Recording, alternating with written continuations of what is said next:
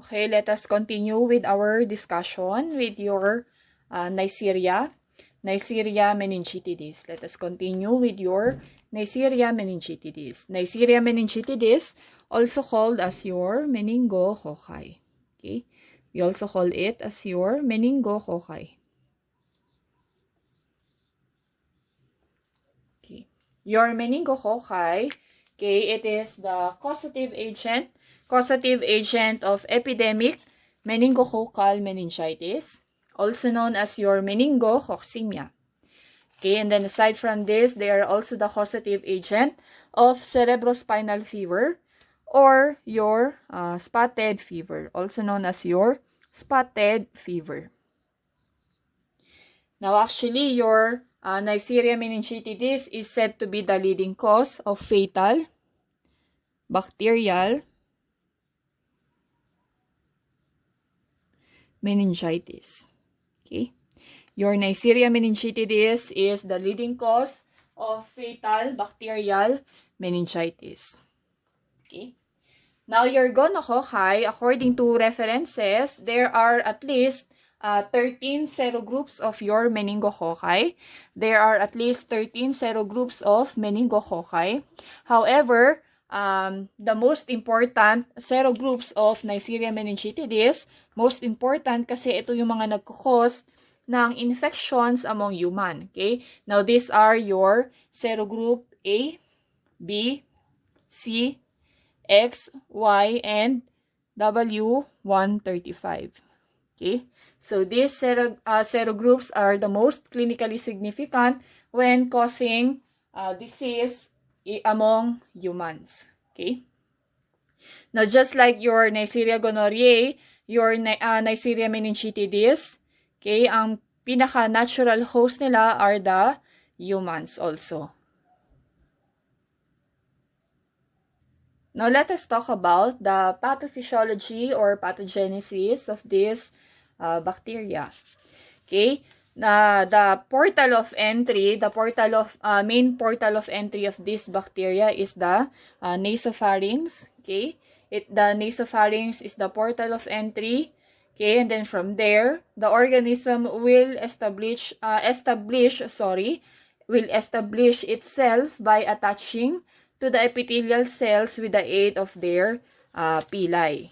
Okay, they will establish themselves through this structure. Okay. Then, as for the mode of transmission, contaminated respiratory droplets can be easily spread by person to person. Okay. However, these bacteria, they may become part of the transient flora without producing any symptoms at all. Okay. However, in some cases, when this organism reaches the bloodstream, okay, that is the time now they become pathogenic, producing bacteremia. Okay. Once na makapasok sila sa blood circulation, it can actually cause serious infection. Okay. Specifically bacteremia. They can cause bacteremia. Okay, and then this time now we call it meningococcemia. Okay, once they invade the bloodstream, they can produce, or rather, they can cause what we call meningococcemia. Okay, now a more severe type of meningococcemia is called Fulminant Meningococcemia. It is a more serious type of meningococcemia, your Fulminant Meningococcemia. Okay, bakit mas serious itong type of bacteremia na ito, itong Fulminant Meningococcemia? Okay, now this is actually characterized by high-grade fever. Your Fulminant Meningococcemia is characterized by high-grade fever. Aside from fever, pwede rin mag-manifest ng hemorrhagic rash si patient. May rashes indicating na merong bleeding na nangyayari. Okay?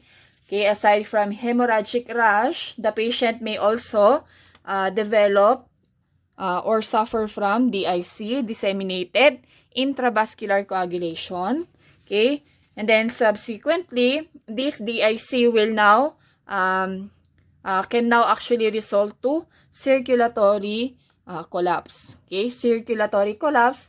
And then in worse situations, pwede yan actually ikamatay ng patient. Okay?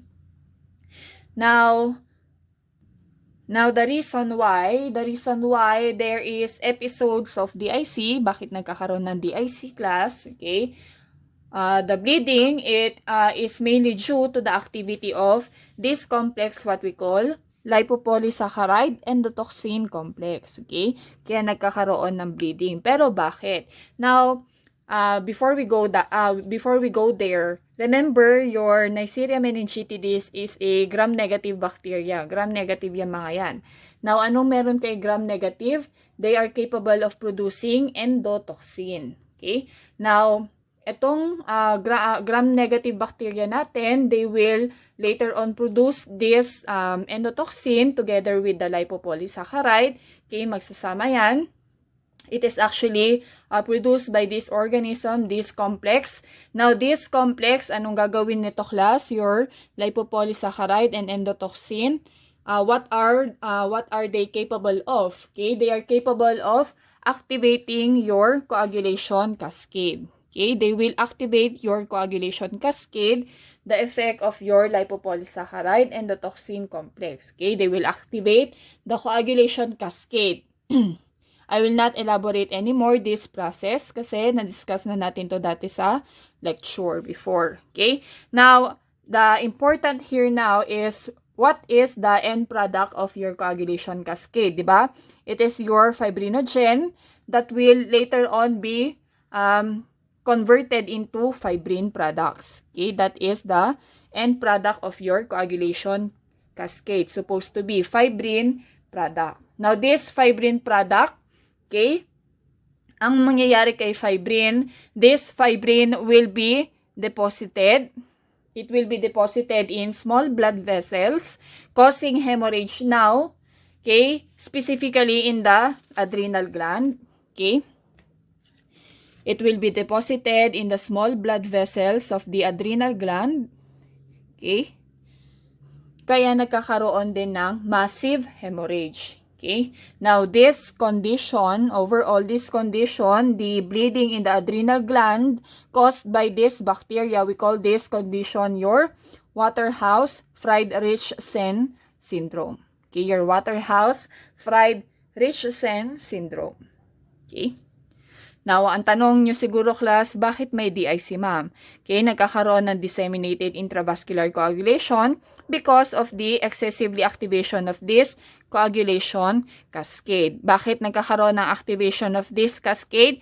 It is caused by this endotoxin lipopolysaccharide complex produced by this organism. Okay? And then another, we have meningitis. Okay, you have your meningitis. Meningitis is a clinical infection caused by this bacteria also. Okay, this time we call it now your meningitis caused by your Neisseria meningitidis. Okay, now actually your meningitis, bacterial meningitis, it is said to be the most common complication of meningococcemia. Sorry, most common complication of meningococcemia.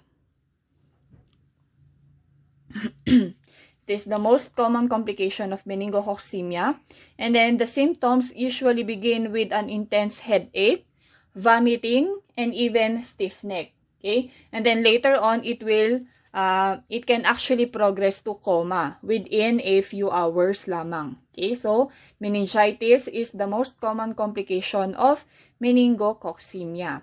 Now, if ever you are wondering bakit this bacteria, they are capable of causing meningitis, or rather they are capable of invading the brain or the meninges. Remember, these bacteria, they are also encapsulated bacteria.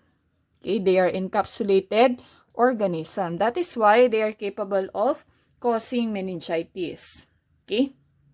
Kasi class, generally, yung mga bacteria natin na nagkakos ng meningitis, yan yung most likely na merong capsule. Sila usually yung mga encapsulated organisms. Huwag niyong kakalimutan yon. Okay? Now, this organism, they has the tendency also to invade serous fluid. Okay? Serous fluids like pleural fluid, peritoneal fluid, and etc. But most common na associated with this bacteria is causing pleuritis. Okay? They're most likely to cause pleuritis. Okay? Pleuritis. Inflammation of the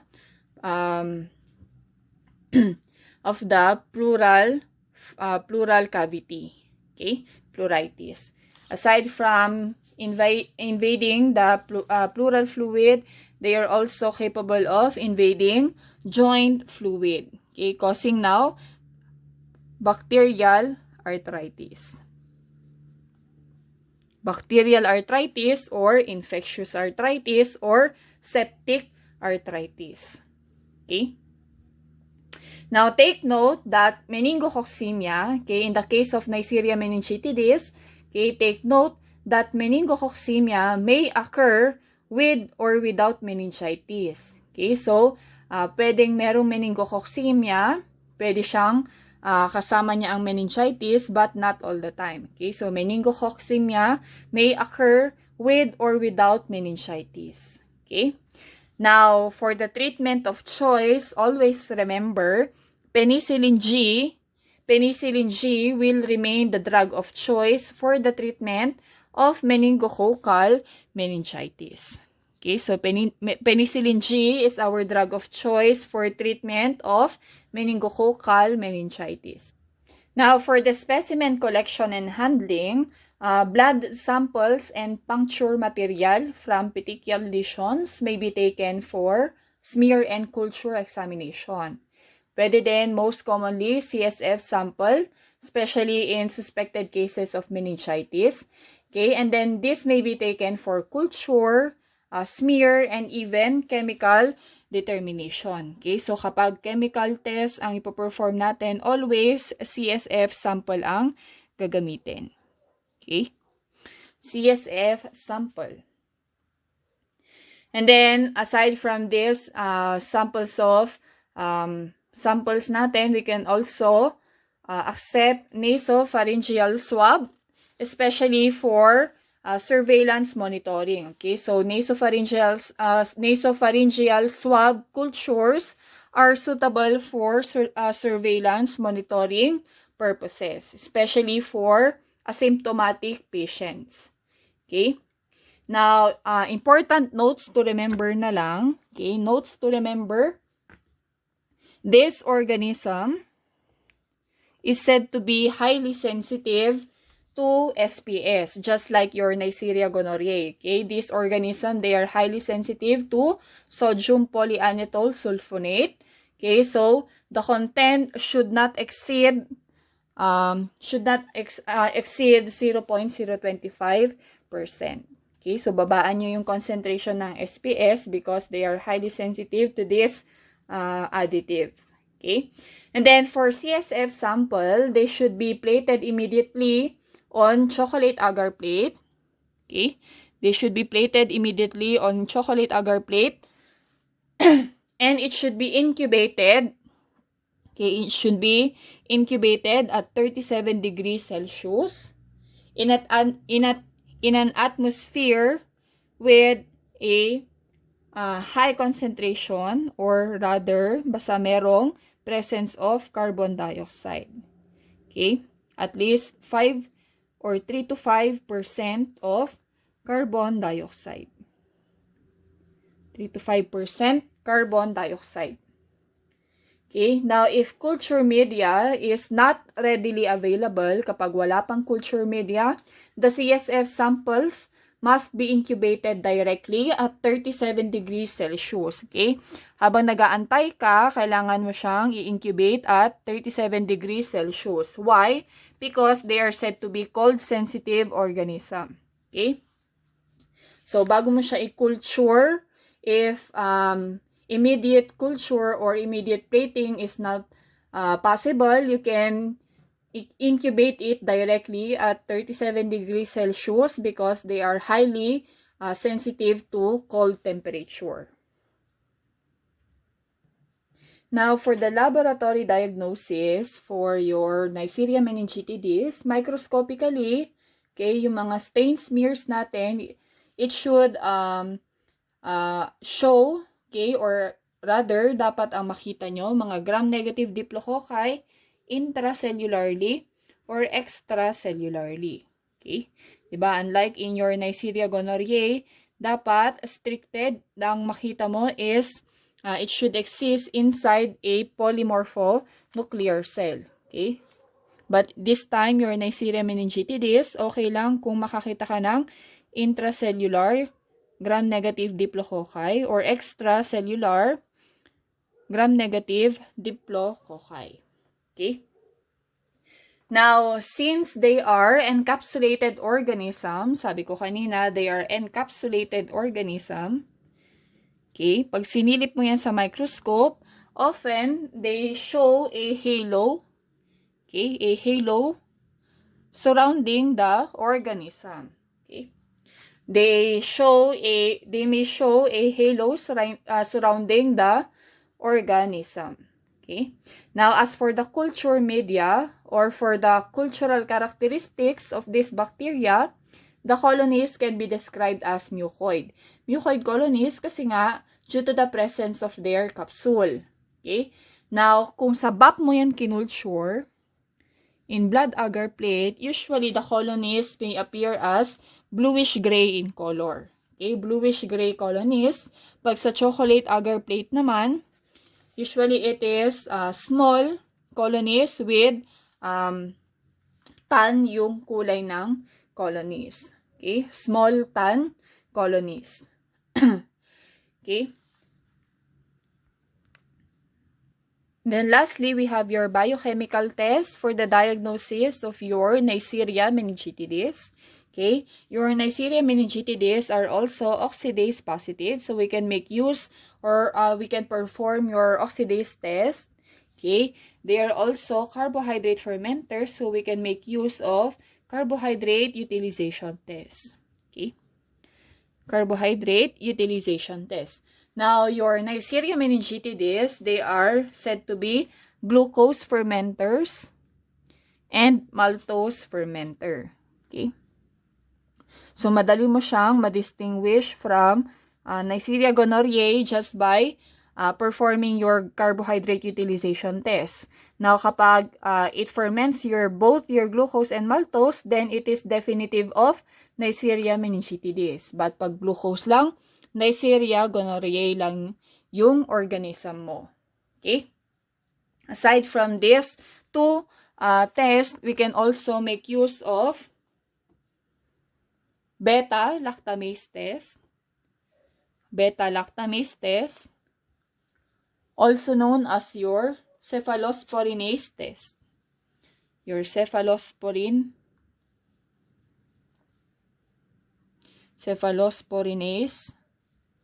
test. Okay?